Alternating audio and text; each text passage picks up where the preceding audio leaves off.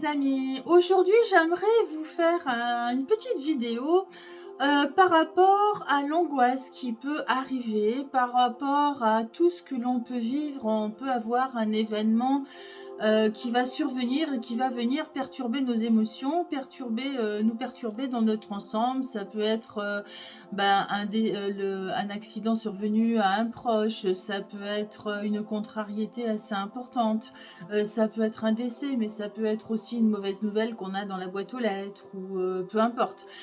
On a tous l'occasion, et les occasions sont multiples, d'avoir ce genre de réaction, et un événement qui va provoquer en nous quelque chose de très désagréable, de très perturbateur. Alors, comment faire pour passer vraiment de cette tempête, de ce tsunami intérieur, à vraiment retrouver le calme, retrouver la sérénité? Donc, je vous ai écrit un article de blog sur le sujet et j'aimerais vous partager quelques petites choses qui pourront vous aider vraiment très rapidement à refaire le calme, à redescendre en fait au niveau émotionnel. Tout d'abord, les sophrologues ne me contrediront pas, hein. Je vous ai mis le lien d'ailleurs d'une sophrologue que j'ai accompagnée pour écrire son premier livre qui s'appelle Brigitte Laplanche. Bonjour, Béatrice Laplanche, pardon. Donc bonjour Béatrice en passant. Je lui fais pas de la pub, hein, mais j'ai pensé à elle en écrivant l'article, donc voilà, je voulais juste lui faire un petit coucou. Et donc la respiration va bien sûr nous aider. Donc, et quand je parle de respiration, c'est pas forcément la respiration au niveau du thorax, ça va être la respiration au niveau de l'abdomen. Parce que bien souvent, on a tendance, quand on a quelque chose qui nous contrarie, à avoir la respiration qui est très courte, très dysfonctionnelle en fait, surtout inefficace, et on va pas arriver à respirer à fond. Donc l'objectif, ça va être de retrouver cette respiration profonde avec une grande ampleur qui va nous amener de l'oxygène et nous aider à nous débarrasser du gaz carbonique. Voilà, ça c'est des éléments qu'on apprend à l'école en cours de sciences nat, ou d'OSVT, pardon. Donc voilà, donc cette respiration abdominale est vraiment très importante. Donc comment ça se passe? Eh ben, vous pouvez le faire soit assis, soit allongé. Vous pouvez positionner une main au niveau de votre poitrine et une main au niveau de votre ventre. Donc là, on ne voit pas sur la vidéo, mais c'est pas grave. Et à ce moment-là, vous allez inspirer profondément en gonflant le ventre et expirer en rentrant le ventre. Et en faisant ça plusieurs fois d'affilée, vous allez voir que déjà la tension va commencer à baisser. Le tsunami intérieur va commencer à se calmer. C'est comme quand on prend un verre d'eau et puis qu'on va le poser brutalement sur une table. Ben, l'eau, elle va faire ça et au bout d'un moment, elle va finir par se calmer. Donc là, on va aller vers l'équilibre émotionnel plus rapidement. Donc la respiration, il est évident que c'est un exercice à faire tous les jours et même plusieurs fois par jour, et particulièrement quand on sent une angoisse qui monte, quand on sent un élément perturbateur qui va vraiment venir nous casser les pieds. Votre corps, il vous le dirige aussi, hein, il vous le dit, hein. Vous avez effectivement cette respiration qui s'accélère, qui devient moins performante, qui bloque au niveau du plexus, les mains qui sont moites, peut-être un coup de chaud, peut-être voilà, des maux de ventre, l'estomac qui se noue, etc. Donc tout ça, ça va, avec cette respiration abdominale, va s'apaiser de plus en plus. Ensuite, qu'est-ce qu'on va avoir aussi? On peut avoir aussi des exercices très simples de réflexologie. Donc, il suffit de regarder au niveau des pouces. Ici, on a des terminaisons nerveuses, on a des points d'acupuncture qu'on va pouvoir aussi stimuler. Donc, en appuyant avec l'ongle comme ça, au niveau de ce point-là, ben, ça va permettre, alors un coup d'un côté et un coup de l'autre. Ouais, je ne suis pas douée avec les vidéos. Un coup de l'autre. Vous pouvez aussi appuyer votre pouce comme ça sur la paume de la main inverse. Donc, en appuyant fortement quelques minutes, ça va permettre, alors un coup dans un sens et un coup de l'autre côté. Ça va permettre aussi de calmer les tensions. Ça, c'est vraiment des petites choses qui sont toutes bêtes, que vous pouvez faire n'importe où, n'importe quand. Dès l'instant que vous sentez que ça monte, et ben allez-y, voilà, utilisez ça, c'est très très simple à faire, quoi. Vous êtes même en réunion, ben, vous pouvez prendre votre main et puis mettre comme ça, et ni vu ni connu, vous allez presser, et du coup ça va permettre de calmer la tension. Alors, bien entendu, je vais vous parler d'écriture, forcément. L'écriture en vous axant sur vos émotions, hein. Ça va être de vous poser, de mettre peut-être, si vous êtes chez vous, de mettre une petite musique d'ambiance, de vous mettre déjà dans un endroit tranquille, peut-être allumer une petite bougie et un petit bâton d'encens à faire brûler, ça amène toujours les bonnes énergies. Et ensuite de vous centrer à l'intérieur en utilisant bien sûr la respiration, en utilisant, bah, la réflexo, en appuyant, sur la paume de la main avec le pouce, de la main inverse. Et une fois que vous avez fait ça, bah, ça va être de prendre votre feuille et votre stylo et puis de commencer à écrire tout ce qui se passe dans votre tête, dans votre corps, et en vous concentrant sur vraiment tout ce qui sort, tout ce qui est important, toutes les réactions, les pensées que vous pouvez avoir, vous les écrivez.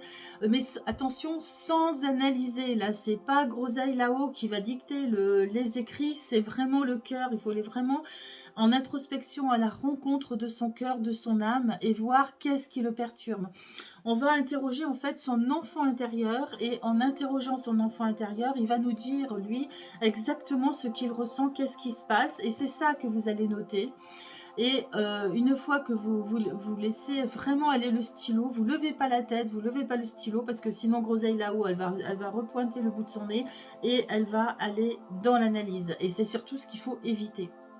Donc vraiment, le fait d'écrire tout ce qui vient, vous allez voir que ça va être vraiment intéressant pour, en plus, ensuite, une fois que la séance se sera finie, vous pourrez l'analyser.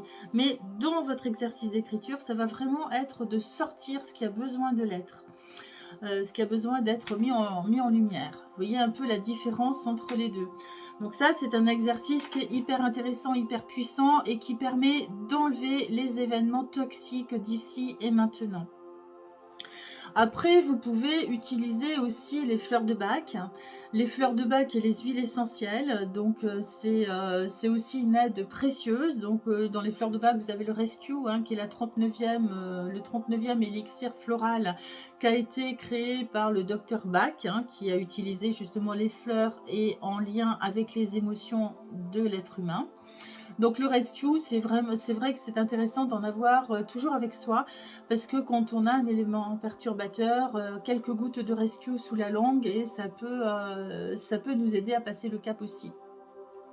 Un autre exercice qui est intéressant, on a une petite glande ici qui s'appelle le thymus, et vous pouvez le stimuler voilà, en tournant autour comme ça, simplement, et en souriant.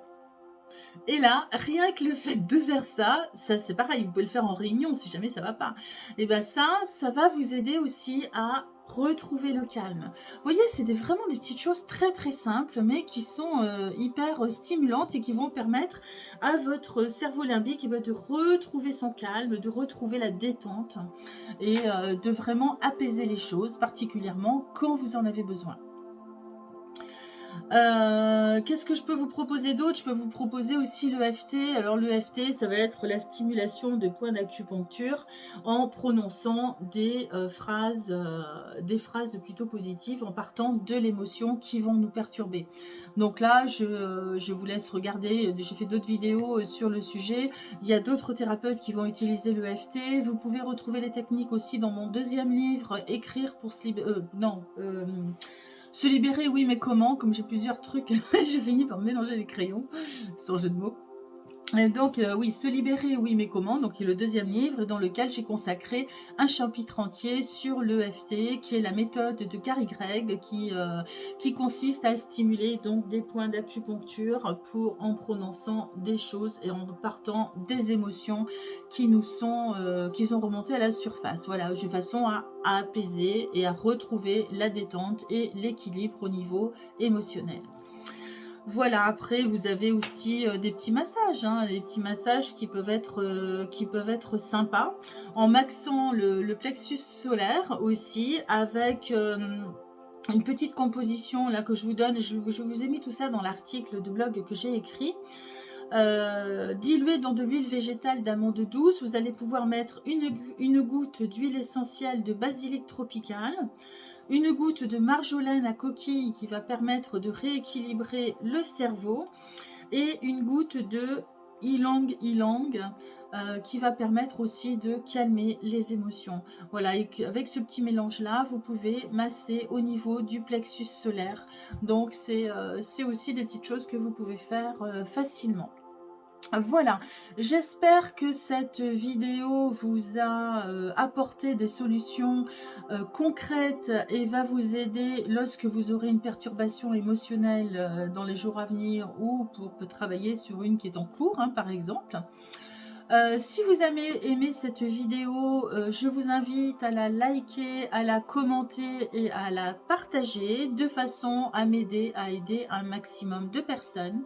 Et si jamais ce n'est pas encore fait, vous pouvez aussi vous abonner à ma chaîne YouTube et n'hésitez surtout pas aussi à partager. Sur ce, je vous donne rendez-vous la semaine prochaine pour un autre sujet. Je vous souhaite une merveilleuse journée, mes chers amis, et je vous donne rendez-vous très bientôt. Belle journée à tout le monde!